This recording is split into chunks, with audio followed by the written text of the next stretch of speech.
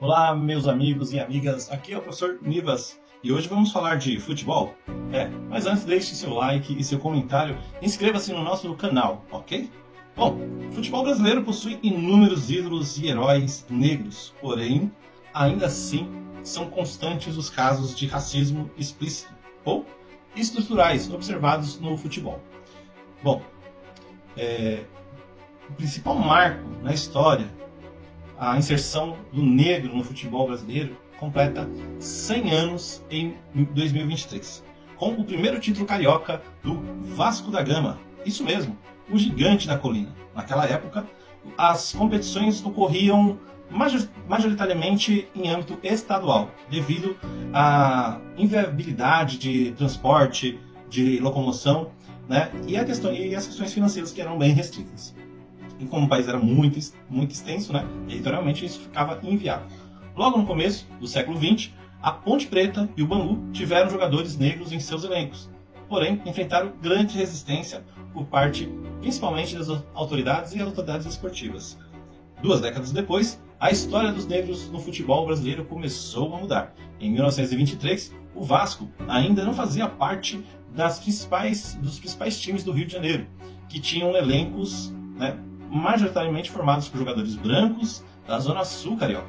Já o Vasco era formado em sua ampla maioria por jogadores negros e operários, que vinha ali do título da 2ª divisão do estadual.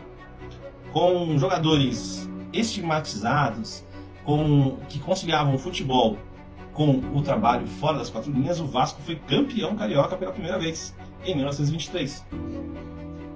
A campanha foi formidável, foi irretocável, com 12 vitórias, 1 empate e apenas 1 derrota. Após a inesperada conquista, a Federação Carioca não permitiu que o Vasco disputasse a elite do Carioca em 1924, a menos que seus jogadores fossem brancos. Que barbaridade, né?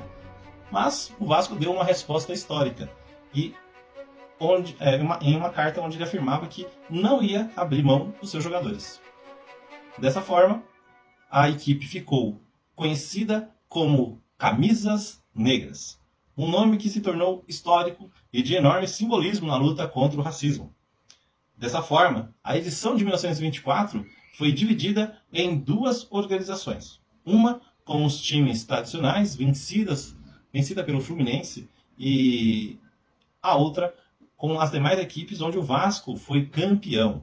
Devido ao tamanho e à popularidade que o Vasco alcançou com essas conquistas, e também com sua postura pública, em 1925 o time foi convidado a participar do Campeonato Carioca. É isso aí.